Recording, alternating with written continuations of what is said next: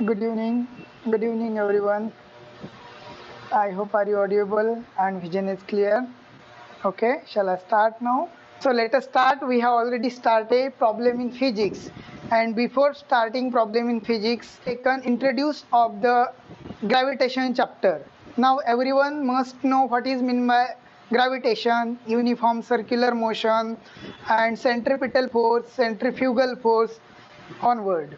Okay, so let's see here. Today I think we are going to start uh, Earth's gravitational force. Okay, समजून राहिलं सगळ्यांना. In science today we are going to start Earth's gravitational force. तर आपण problem in physics मध्ये अर्थ gravitational force शिकणार आहोत. म्हणजे आपण ह्याच्या आधी सगळ्यात पहिले जे एक्झाम्पल्स बघितलं regarding to inversely proportional to the square of the distance between them याच्याशी रिलेटेड होतं. केपलरचा तिसरा लॉ पाहिला जो T square is directly proportional to R cube होता, बरोबर. तो आपण समजून घेतला. त्याच्यानंतर आपण बघितलं की जेव्हा युनिव्हर्सल ग्रॅव्हिटेशनल लॉ शिकतो आपण न्यूटनचा, तेव्हा तो असं सांगतो की एफ इज डायरेक्टली किंवा F is equal to GM1M2 upon R square, बरोबर. आपल्याला कुठल्याही ऑब्जेक्टमधलं जर फोर्स काढायचा असेल तर आपण या स्टँडर्ड फॉर्म्युलाला वापरून काढू शकतो. म्हणजे पहिल्यांदा केपलरच्या तिसऱ्या नियमानुसार न्यूटनने असं सिद्ध केलं की डिस्टन्स बिटवीन देम कसं काय इन्व्हर्सली प्रपोर्शनल आहे. डिस्टन्स बिटवीन दोन गोष्टींमधलं कसं काय इन्व्हर्सली प्रपोर्शनल आहे, बरोबर. पहिले हे केलं.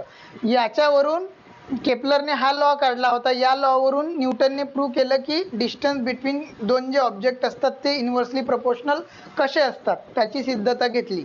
त्यानंतर युनिव्हर्सल लॉ ऑफ ग्रॅव्हिटेशन पाहिला आपण. एव्हरी पार्टिकल्स ऑफ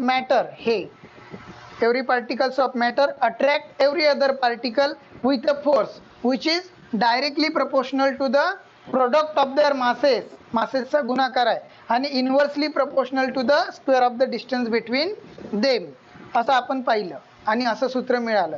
त्यानंतर कायनेमॅटिकल्स इक्वेशन पाहिले आपण 3, जे with respect to upward direction आणि विथ रिस्पेक्ट डायरेक्शन आणि फ्री फॉलिंग ऑब्जेक्ट. एखादा ऑब्जेक्ट जेव्हा फ्रीली खाली पडतो तो फक्त ग्रॅव्हिटीमुळे पडतो, त्याच्या संदर्भात कायनेमॅटिकल इक्वेशन कसे चेंजेस होतात ते आपण बघितले फॉर्म्युलीजमध्ये.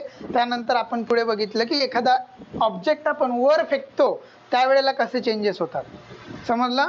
त्याच्यानंतर आता आपण शिकतोय किंवा पाहतोय की आपण आज दोन गोष्टीची तुलना करून राहिलो. हे बघा, ही आपली पृथ्वी आहे, ही काय आपली पृथ्वी आहे. सपोज खरखर नाही आहे, तर ही आपली पृथ्वी आहे. तर आपल्याला दोन गोष्टीची कंपॅरिझन आहे की या पृथ्वीवरच्याच दोन गोष्टी, हे बघा ह्या कुठल्याही तरी दोन गोष्टी आहेत पृथ्वीवरच्या, बरं. ह्या एकदमच झाल्या तर अशा बा एकदम, आहे की नाही. हां, हे घ्या, समजलं का. तर ह्या पृथ्वीवरच्या दोन गोष्टी आहेत, समजलं का. तर ह्या दोन गोष्टींमधली पहिले ह्या दोन गोष्टींमधली या दोन व्यक्तींमधली गोष्टींमधली वस्तूंमधली तुलना पाहिली. पृथ्वीवर होत्या ह्या, समजलं का. आता आपण इथे काय करणार आहोत, पृथ्वी, समजलं का. आणि आता एक ऑब्जेक्ट डायरेक्ट पृथ्वी घेतला आपण आणि एक ऑब्जेक्ट पृथ्वीवरची वस्तू घेतली. आधी आपण काय केलं होतं की पृथ्वीवरचेच दोन्ही ऑब्जेक्ट होते. मी तुम्हाला डिफरन्शिएशन सांगत आहे दोन गोष्टींमधलं. याच्या आधी आपण विराट आणि महेंद्र या दोघांचा एकमेकांकडे सरकण्याचा फोर्स काढला, समजलं का. फोर्स ऑफ अट्रॅक्शन काढलं. त्याच्यानंतर यांच्यातलं ॲक्सेलरेशन काढलं आणि ह्याच्यातला टाइम काढला. या पृथ्वीवरच्या दोन ऑब्जेक्ट मधला एकमेकांकडे सरकण्याचा हे पाहिलं आपण पहिले. आता आपण काय करणार आहोत आज की पृथ्वी एक ऑब्जेक्ट कन्सिडर करणार आहोत आणि एक ऑब्जेक्ट पृथ्वीवरचा, म्हणजे आपण सगळेच आहेत ना, सगळे पृथ्वीवर. हां, कोणी कुठं नाही ना चंद्रबिंद्रावर जाईल, आहेत सगळे ऑब्जेक्ट पृथ्वीवरचे आणि एक पृथ्वी, अशी आपण आता इथे कन्सिडर करणार आहोत. आणि दोन गोष्टींमधला आता आपल्याला काय काढायचं आहे, फोर्स काढायचा आहे. त्याच्यानंतर काय काढायचं आहे, ॲक्सेलरेशन काढायचं आहे आणि टाइम काढायचा आहे. समजून राहिलं सगळ्यांना. तर हे आधी आपण दोन ऑब्जेक्ट पृथ्वीवरचे होते, समजलं का. आणि आता जे दोन ऑब्जेक्ट असणार आहेत त्यातला एक पृथ्वी असणार आहे, एक आपण कुठली व्यक्ती असणार आहे त्याच्यामधलं आपल्याला फोर्स काढायला लागेल, ॲक्सेलरेशन आणि टाइम काढायला लागेल. तर की तुम्ही पृथ्वीवर असताना कुठलीही वस्तू वर जर फेकली असेल, समजलं का, सपोज तुम्ही एखादी वस्तू इथे उभारलेली आहात तुम्ही पृथ्वीवर आणि अशी फेकली, समजलं का, इथे संपत नाही आहे, पृथ्वी मोठी आहे, तर ती वस्तू अशी फेकल्यानंतर अशी खाली आली का परत त्याच रस्त्यानं तुम्ही ज्या दिशेने फेकली नाही आली अशीच ती इथे जाऊन अशी खाली पडली. अशा प्रकारे एखादा तिरका जर एखादा दगड फेकला तर तो असाच खाली येऊन नाही पडत, येते का, असाच खाली नाही येत, किंवा असा झिगझॅग पण येत नाही. झिगझॅग येतो का, नाही, तो सरळ पृथ्वीच्या सेंटरकडे आकर्षित होतो. स्पीड संपला की तो कॉन्स्टंट होणार, 0 होणार आणि तिथून मग तो काय होईल, खाली पडायला सुरुवात होईल. एखादं आपण जर झाड काढलं तर त्या झाडावरचं ॲपल म्हणा, फळं म्हणा, बोरं म्हणा, कुठेही असतील तरी ते सरळ असे क्षितिज लंब दिशेने खाली पडतात, समजलं का, व्हर्टिकली डाऊनवर्ड डिरेक्शनने खाली पडतात ते, समजलं का, मी ते सरळच खाली पडते. आणि राहिला प्रश्न आता ते directed toward the centre of the circle अर्थ असते. आता हे सर्कल नाही आहे, अर्थ म्हटलं मी.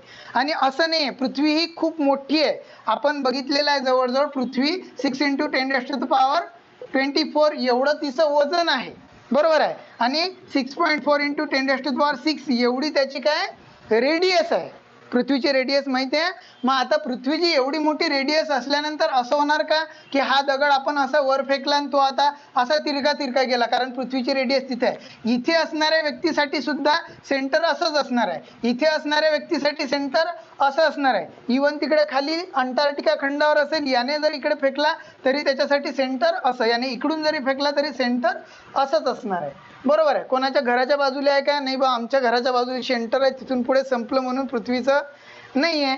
पृथ्वीचं सेंटर कोणाच्या काही घराच्या खाली किंवा एखाद्याच्या खाली किंवा एखाद्याच्या मकानाच्या खाली नाही आहे, ते सगळ्यांना ते मोठी पृथ्वी असल्यामुळे सेंटरला असं गृहीत पकडायला लागते.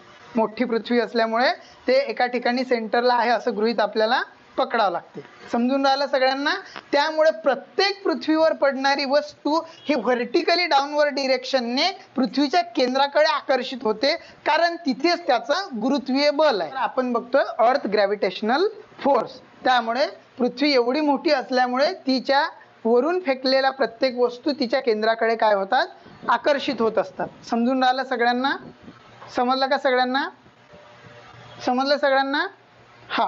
आणि आपण फेकलेल्या दगडाचा एका पर्टिक्युलर लिमिटवर वेग 0 झाला, स्पीड 0 झाला की त्यानंतर त्याच्यावर जी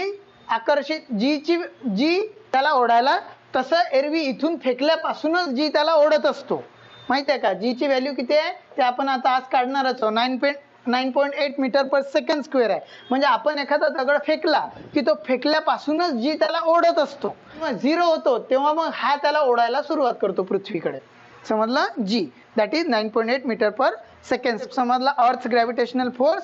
याच्यावरून आज आपल्याला असं शिकायचं आहे, असे प्रॉब्लेम शिकायचे आहेत की एक ऑब्जेक्ट अर्थ असणार आणि एक ऑब्जेक्ट अर्थवरचा असणार. ह्याच्या आधी आपण विराट आणि महेंद्र हे 2 ऑब्जेक्ट पृथ्वीवरचे होते, त्यांच्यात असणार आकर्षण बल, त्यांच्यात एकमेकांकडे आकर्षित होणारा ॲक्सेलरेशन आणि त्यांना लागणारा एकमेकांकडे आकर्षित होण्यासाठी टाइम काढला. आज ह्याच 2-3 गोष्टी आपण पृथ्वी एक ऑब्जेक्ट ॲज कन्सिडर करून काढणार आहोत. समजून आला. चला आता लक्ष द्या सगळ्यांनी. आता बघतोय अर्थ ग्रॅव्हिटेशनल फोर्स. तुम्हाला अर्थ ग्रॅव्हिटेशनल फोर्स समजला, प्रत्येक वस्तू पृथ्वीच्या सेंटरकडे आकर्षित होत जाते, त्याला आपण म्हणतो अर्थ ग्रॅव्हिटेशनल फोर्स. तिने प्रॉब्लेम वाचला आणि प्रॉब्लेमचं असं म्हणणं होतं की जे आपण मागील उदाहरण पाहिलं होतं, जे मागचं एक्झाम्पल पाहिलं होतं, तर आता आपल्याला calculate the gravitational force due to earth on Mahendra in earlier काय म्हणते एक्झाम्पल. म्हणजे आपण जे मागं उदाहरण पाहिलं होतं, पहिले प्रश्न समजून घ्या की मागच्या उदाहरणामध्ये महेंद्रवरील पृथ्वीच्या गुरुत्वीय बलाचा आता आपल्याला काय काढायचं आहे, परिमाण काढायचं आहे. म्हणजे Mahendra with respect to earth and earth with respect to Mahendra. आलं लक्षात. पहिले महेंद्र आणि विराट यांच्यातलं पाहिलं आपण. आता आपल्याला कशातलं काढायचं आहे, ग्रॅव्हिटेशनल फोर्स महेंद्र आणि पृथ्वीमधलं. आणि गिवन लिहायचं आहे. लक्ष द्या आता फक्त 15 ते 20 मिनिट गिवन लिहायचं आहे. मी तुम्हाला आधीच सांगितलं की व्यवस्थित गिवन लिहिलं की तुम्हाला अर्धा प्रॉब्लेम तिथेच सॉल्व्ह करता येतो. पहिल्यांदा मास ऑफ द अर्थ. लक्ष आहे सगळ्यांचं. Mass of the earth. m1 is equal to किती आहे 6 इंटू 10⁻24 रेडियस ऑफ द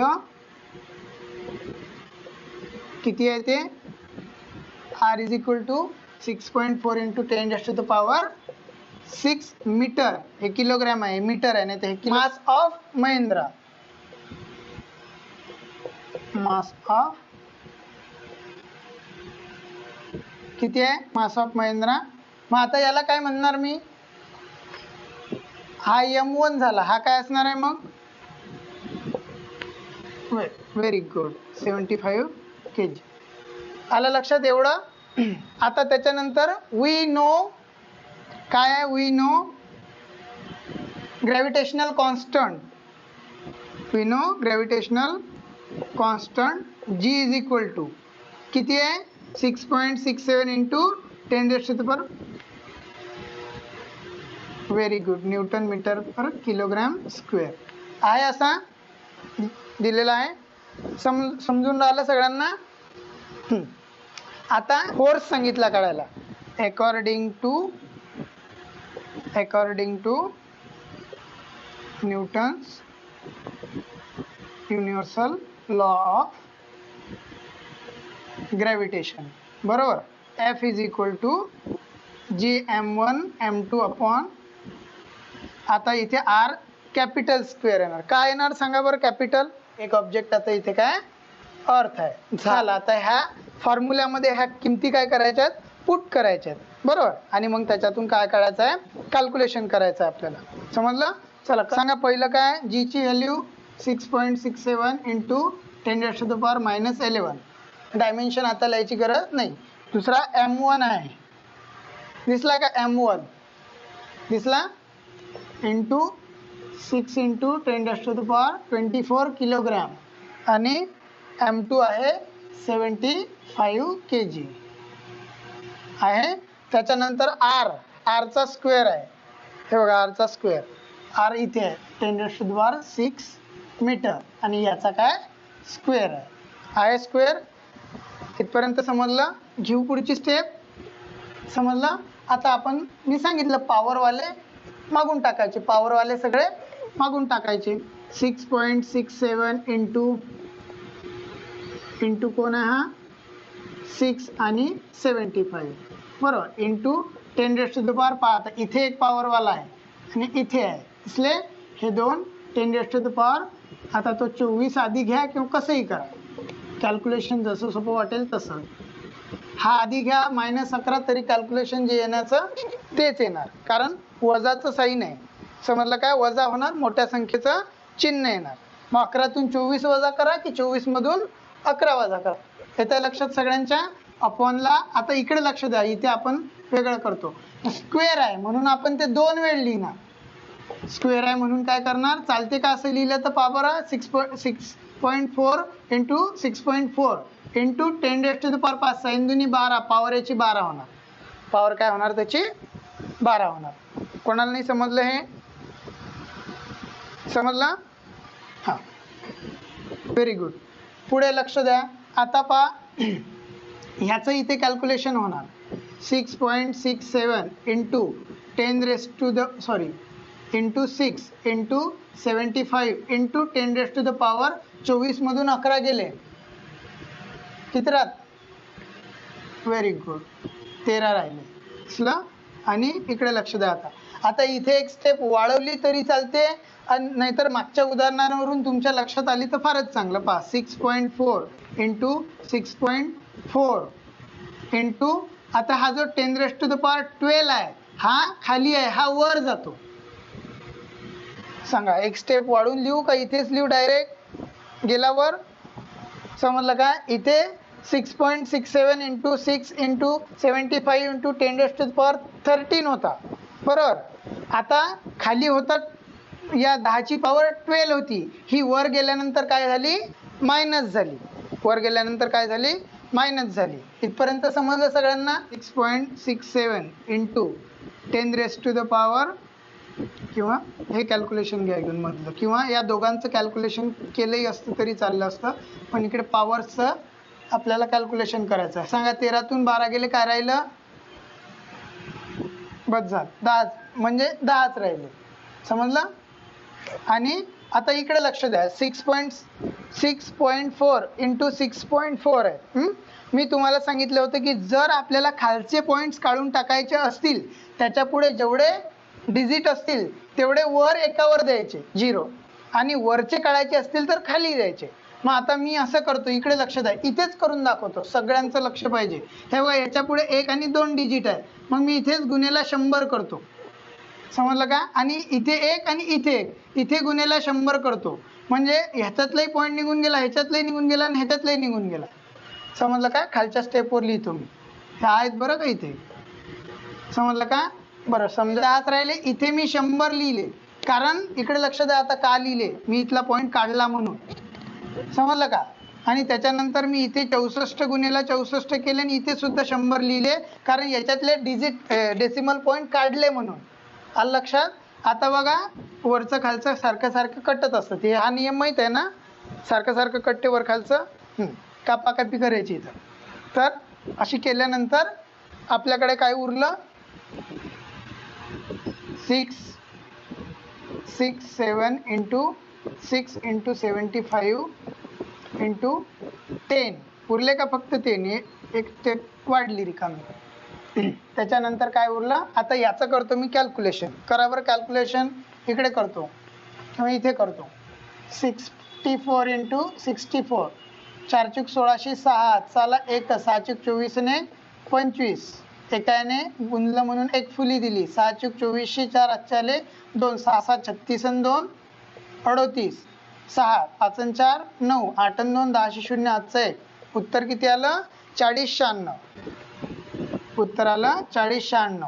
आलं का उत्तर 4096. समजून राहिलं सगळ्यांना सारिका. हां, मी म्हणून कॅल्क्युलेशनही करून दाखवतो. आता सेम पुढची स्टेप न वाढवता याचा आणि ह्याचा मी गुणाकार करतो, किंवा ह्याचा आणि ह्याचा गुणाकार करतो, कसंही करा.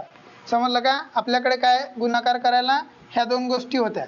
इकडे लक्ष द्या, 75 गुणेला 6, 6 पंच 30, 0 आजच्याले 3, 6 7 42, 43 44 45, किती झाले, उत्तर आलं 450. 450 गुणेला 667 करतो. आता याचा गुणाकार करतो, हा मोठा आणि 3 डिजिटचा गुणाकार. नीट लक्ष द्या कसा करतात गुणाकार. पहा, 7 0 0 6 0 0 6 0 0, एका डिजिटने गुणलं आपण, मल्टिप्लाय केलं, त्यामुळे ती, आणि 0 असल्यामुळे 3 आहे, एका डिजिटने गुणल्यामुळे एक फुली दिली. परत बघा, 7 5 35, 5 हातचे आले 3, 6 पंच 30, 30 आणि 3 33, हातचे उरले 3, परत 6 पंच 30, समजलं का. आणि परत हे 33, आता हातचे द्यायचे नाहीत, पुढे संख्या संपली.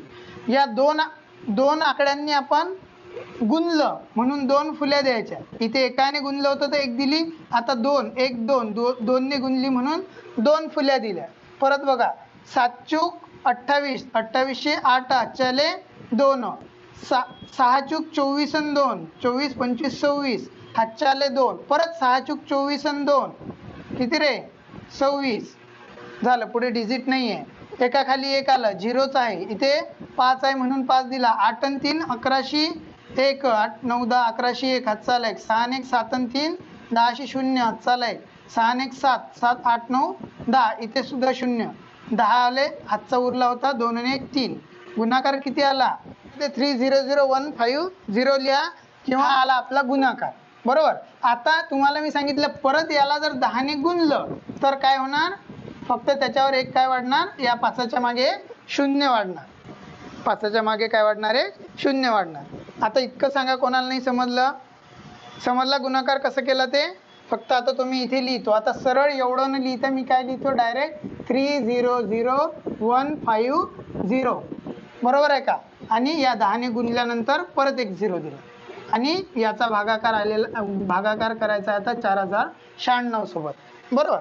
हे गुणाकार समजले का, तिन्ही पुसतो मी इथे, आता भागाकार करून दाखवतो. समजलं का. आता आपल्याला आपल्या भागाकाराची पद्धत माहिती आहे. अशा प्रकारे 4096 भागेला किती आहे, 300150. याचा आपल्याला काय करायचं आहे, आता भागाकार करायचा आहे, तेव्हा आपल्याला किती फोर्स लागला त्याचा आन्सर मिळणार आहे. समजून राहिलं सगळ्यांना? 4096चा पळा येते का रोहन बोर्डे? येतो का रे तुला? म्हण. मग नाही येत, मग आपण बनवत असतो. येत नसल्यामुळे काय करतो, आपण बनवतो. म्हणजे साधारण आपल्याला माहिती आहे ही 4096 ही संख्या आहे आणि ही 6 आकडी संख्या आहे, तर साधारण पहिल्या 5 आकड्यांना आपल्याला काय द्यायला लागेल, भाग द्यायला लागेल. समजलं का? कारण त्याच्यानंतर पहिल्या 5 या शेवटी कसं समजून घ्यायचं, इकडे लक्ष द्या. 4096 आहेत की नाही, हे 4 अंकी संख्या आहे. हार्डली हिला जर 10 न गुणलं तर काय होणार, 5 आकडी संख्या होणार. भागाकार आपल्याला 4 आकडी संख्येनं 6 आकडी संख्येसोबत करायचा आहे. त्यामुळे आपल्याला किती डिजिटने साधारण पहिला भाग द्यायचा हे समजून घेण्यासाठी त्या संख्येला 10 ने गुणायचं, म्हणजे त्याच्यावर एक शून्य वाढते आणि संख्या होते 5 आकडी. संख्या किती आकडी बनली, 5. म्हणजे आपल्याला या संख्येला आता साधारण पहिला भाग किती आकडी संख्येनं द्यायचा, 5 आकडी संख्येनं द्यायचा आहे.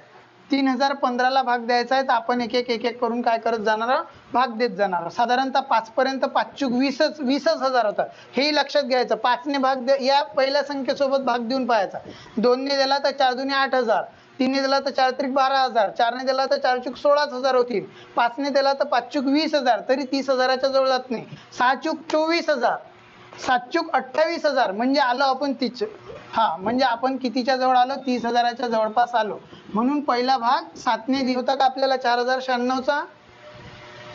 नाही, आपण तो काय केला, तयार केला, आणि तयार सुद्धा आयडियानं केला. बरोबर, या संख्येला साधारण कितीने भाग जाईल त्या संख्येला या संख्येने गुणत नेलं, आणि मग आपल्याला समजलं 7 चूक 28 होतात. 28 म्हणजे 28000 होतील.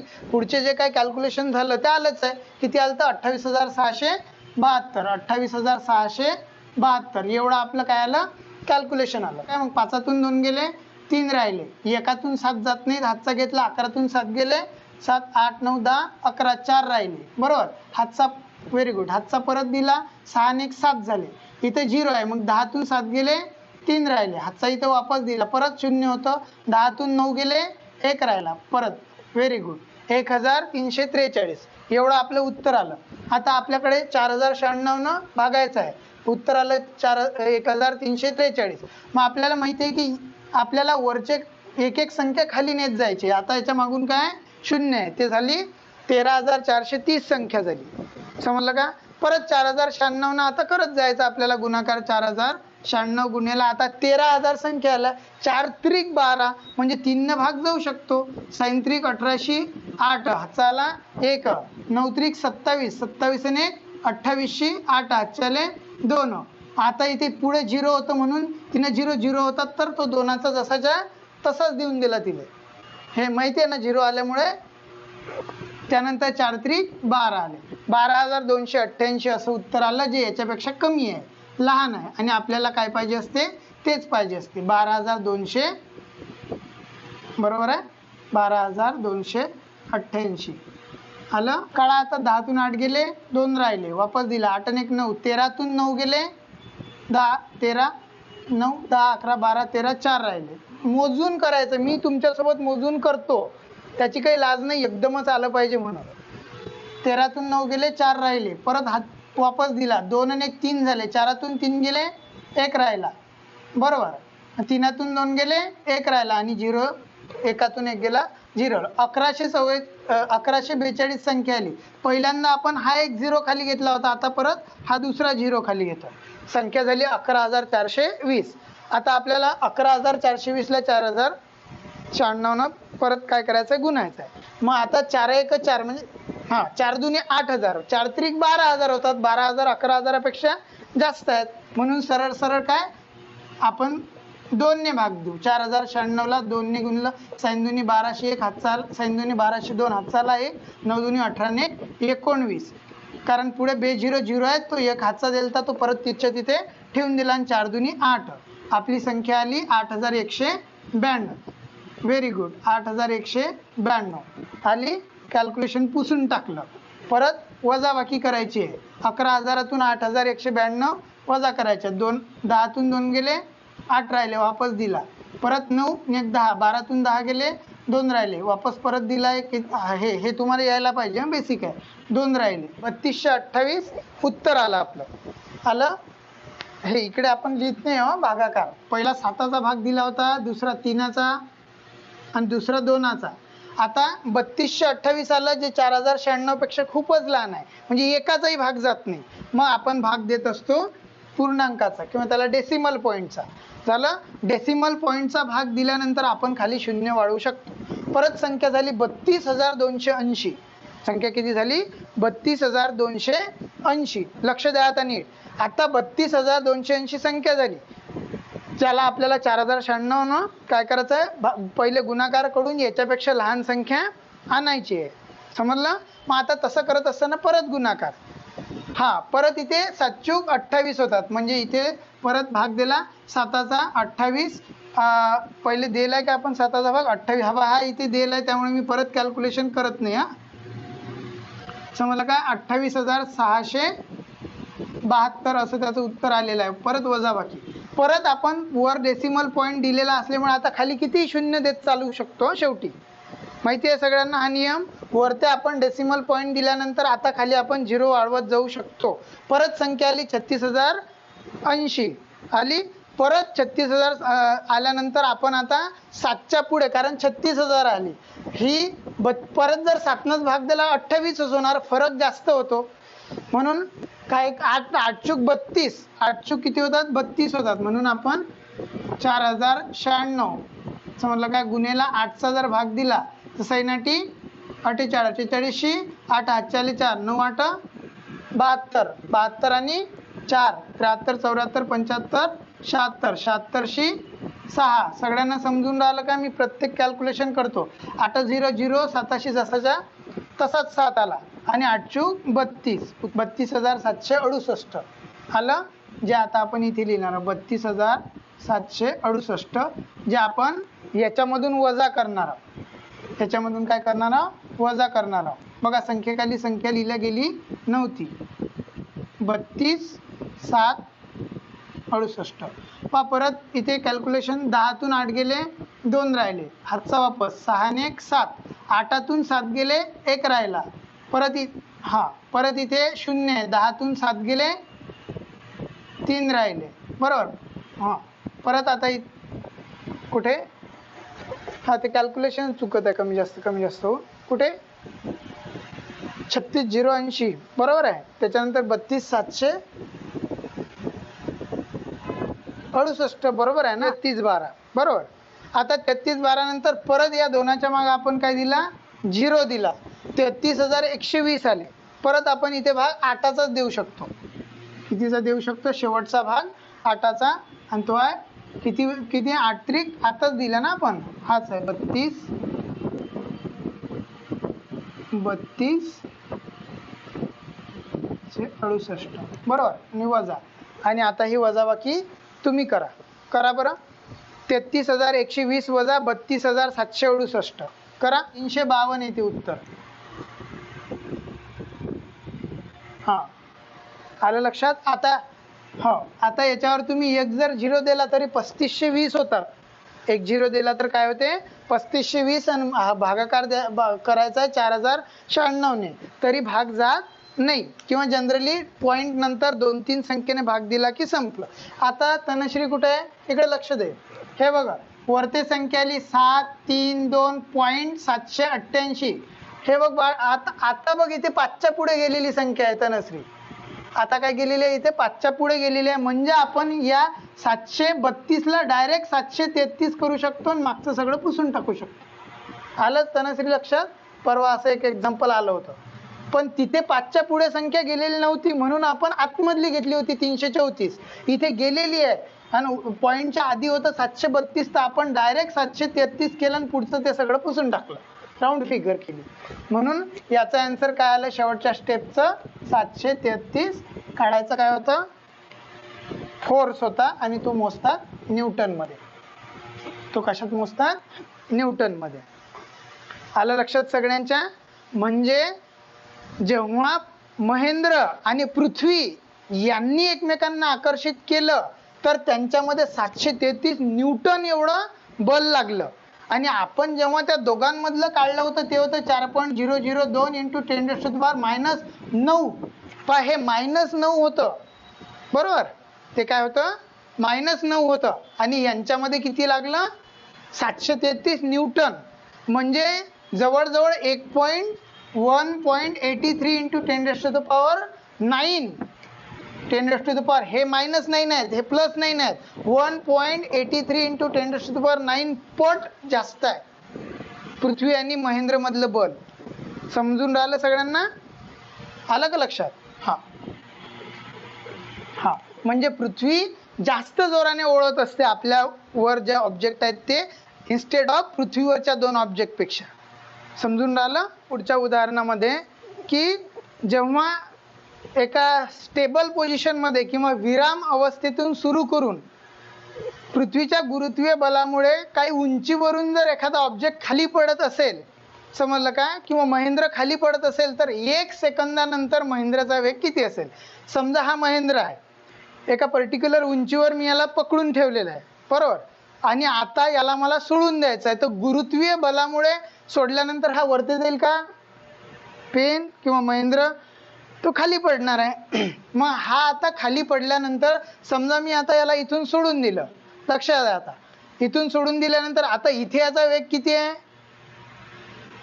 इथंच हँग करून, हा 0 आहे, म्हणजे इथंच असं करून राहिला का, नाही आहे, तर इथे याचा वेग 0 आहे महेंद्रचा. आता मी याला खाली सोडून देतो, सोडल्यानंतर तो असा खाली पडल्यानंतर सपोज तो इथे आल्यानंतर 1 सेकंद झाला.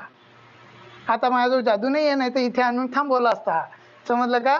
तर इथून इथपर्यंत आल्यानंतर 1 सेकंद झाला याला. मग आता या 1 सेकंदानंतरचा वेग किती असेल ते आपल्याला काढायचं आहे, ते आपल्याला काय करायचं आहे, कॅल्क्युलेट करायचं आहे. तर ॲक्सेलरेशन म्हणजे समजा आता तुम्ही असे चालून राहिले मेल्या मुर्द्यासारखे, आला का रस्त्याने शाळेत जाताना चालतो आपण, म्हणजे घरी येताना कण येतात लेकरं, पहा जाताना जातात असे डोला रे डोला करत, आहे की नाही. मग एखादा धरलं मागून धडा लोटत नेलं म्हणजे तुम्हाला ॲक्सेलरेट केलं, म्हणजे तुम्हाला काय केलं, ॲक्सेलरेट केलं त्यानं, म्हणजे तुम्ही जरासं काळजीने चालसाल. मग ॲक्सेलरेशन म्हणजे काय पहा आता, ॲक्सेलरेशन म्हणजे काय, तर F/m. ॲक्सेलरेशन म्हणजे काय, F/m, किंवा फोर्स म्हणजे काय, m × a. फोर्स, एखाद्या गोष्टीवर फोर्स लागते म्हणजे त्या गोष्टीचा मास. पहा आता माझ्यावर फोर्स लागते, पाहिजे माझ्यावर फोर्स लागते, इकडे लक्ष द्या, मी असा उभा आहे, माझ्यावर फोर्स लागणार आहे आता. मग पहा माझं काही वजन आहे का, वजन मी काय छटाक भराव का, म्हणजे नाही आहे, साधारण कमीच आहे वजन माझं, पण माझ्यावर साधारण माझं 70 किलो वजन आहे समजा, समजलं का, एवढं नाही बरं, 70 किलो समजा. आता 70 किलो वजन आहे, तर मला आता मागून जर कोणा धक्का लावला तर पहा ॲक्सेलरेट होतो मी, झालो ॲक्सेलरेट, आहे की नाही, बरोबर आहे. मग असं हे बघा, हे ॲक्सेलरेशन, सॉरी, मग माझ्यावर काय लागला, फोर्स, म्हणजे माझ्या वस्तुमानाचा आणि मला लागलेल्या ॲक्सेलरेशनचा गुणाकार केला की माझ्यावर किती बल लागलं ते माहीत पडते. साधारणतः राधिकानं जर मला हे केलं तर मी हलणार आहे, मी असंच राहील जाग्यावर, पण चैतालीनं जर असा घुसा मारला तर दुसऱ्या मधल्याहून खालीच माणूस डायरेक्ट, आहे की नाही. फोर्स लागण्याच्या पद्धती आहेत, बरोबर आहे ना, फोर्स कॅपॅसिटीनुसार लागणार, आहे की नाही. बोर्डेला जर फुकही मारली तर उडूनच जाईल बिचारा, एकदम हलका फुलका असला तर.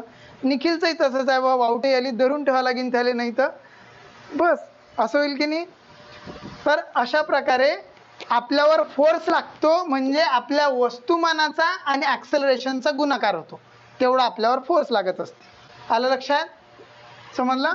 तर असं म्हणून आता आपल्याला ॲक्सेलरेशन काढायचं आहे, फोर्स दिलेलाच आहे आपल्याला, कारण आपण आताच काढला 733 न्यूटन फोर्स. मग आता आपण एक्झाम्पल घेऊ लास्ट, एवढं ते लक्षात आहे. गिवन काय दिलेलं आहे आपल्याला, महेंद्रचं, म्हणजे महेंद्र ज्यावेळेस असा धरलेला असेल केस धरून तेव्हा त्याची इनिशियल वेलॉसिटी, म्हणून महेंद्राज इनिशियल वेलॉसिटी, समजून राहिला. गिवन लिहितो हा मी इथे,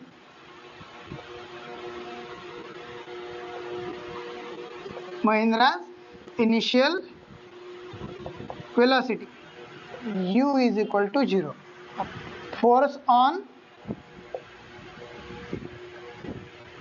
very good, force on Mahindra is equal to 733 Newton. समजलं सगळ्यांना. त्यानंतर काय त्याचं मास, म्हणजे मास, हा मास of Mahindra, very good, 75 kg. समजलं सगळ्यांना. आणि त्याला सोडल्यापासून 1 सेकंदानंतर टाइम काढायचा आहे. काय? Time is equal to 1 second. Time T is equal to 1 second. लक्षात येऊन राहिलं सगळ्यांचं लक्षात येत आहे. आता ॲक्सेलरेशन ऑन महेंद्र,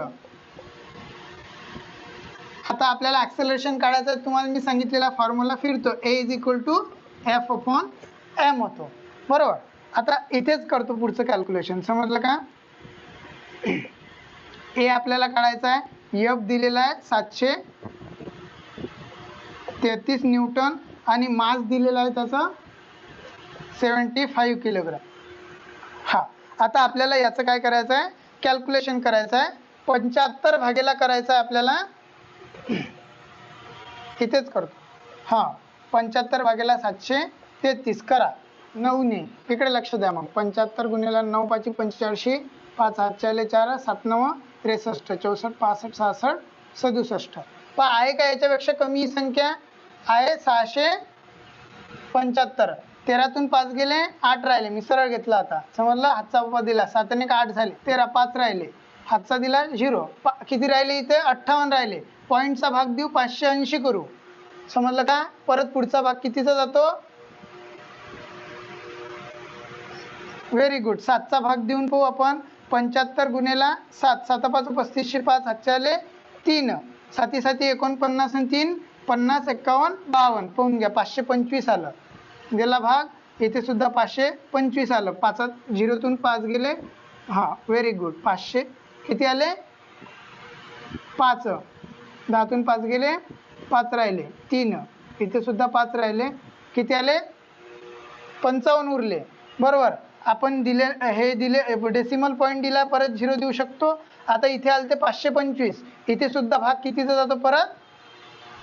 525चा. खाली जे काय उरेल ते. Acceleration on Mahendra A is equal to F by M. आता याच्या पुढेच आपण लिहू शकतो 733 अपॉन 75 इज इक्वल टू 9.77.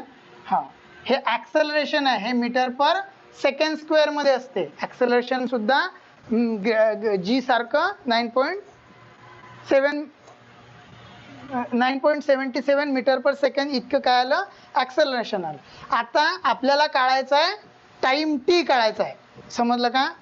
मग आता according to Newton's first equation of motion, आता आपल्याला काय काढायचं आहे? Time T. समजून राहिलं ना सगळ्यांना? हां, म्हणून according to Newton's first equation of motion. समजलं का? काय equation? V is equal to U plus A T आहे असं इक्वेशन. आता आपल्याला काढायचं आहे महेंद्राज वेलॉसिटी आफ्टर 1 सेकंड, बरोबर आहे. We have to find Mahendra's velocity after 1 second. 1 सेकंदानंतरची काढायची आहे.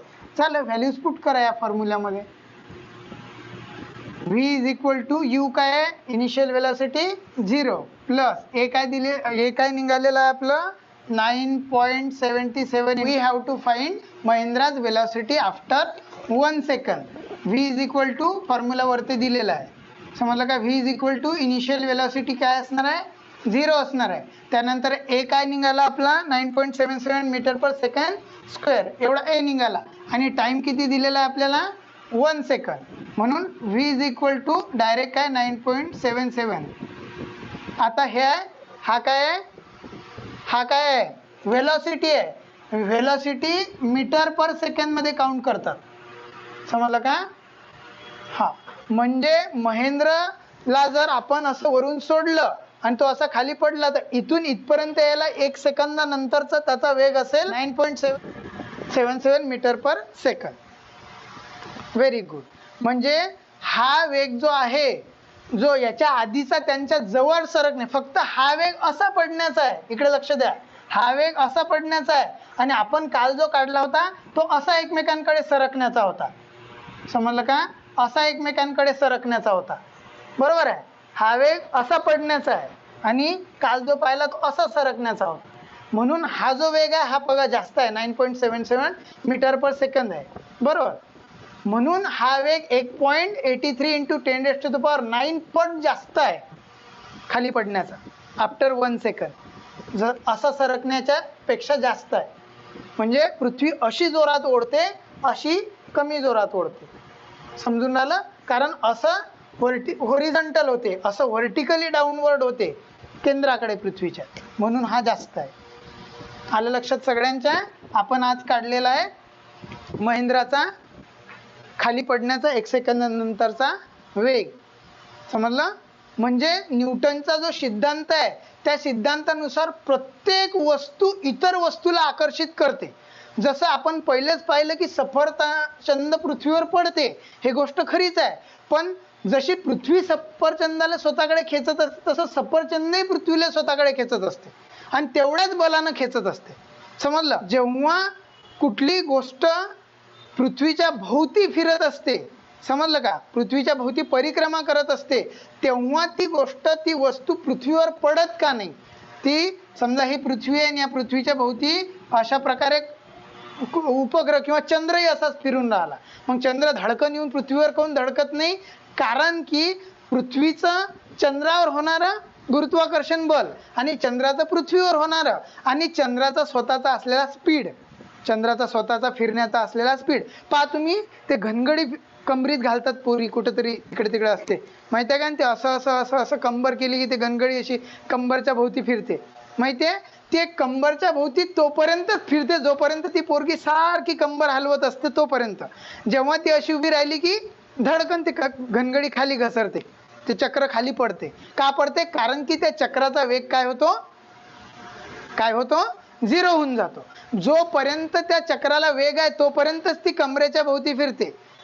अशा प्रकारे पृथ्वीच्या भोवती पर्टिक्युलर कक्षेमध्ये चंद्र वेगात फिरत आहे आणि त्यामुळे तो पृथ्वीवर पळत नाही. मी त्यासाठी तुम्हाला त्या चक्राचं उदाहरण दिलं. जोपर्यंत तुम्ही कमरेने ते चक्र गोल गोल गोल गोल, ते काही जणांना किचन असं फिरवायची सवय असते बोटात, माहिती आहे का? ते किचन कधीपर्यंत बोटात फिरते, जोपर्यंत त्याचा स्पीड येत असतो. समजलं का? त्याचा स्पीड संपला की ते पडते खाली, नाही तर वर निसटून पडते, ते किचन इकडे तिकडे जाऊन पडते. समजलं का? एका कॉन्स्टंट स्पीड मध्ये फिरवलं की पाहते बरोबर घनगडी आपल्या बोटाच्या भोवती फिरते किचनची, कारण त्याला एक वेग असतो. त्या वेगामुळे ते व्यवस्थित बोटाच्या भोवतीच फिरत असते. समजलं? घ्या स्क्रीनशॉट. आपण थांबूया इथे.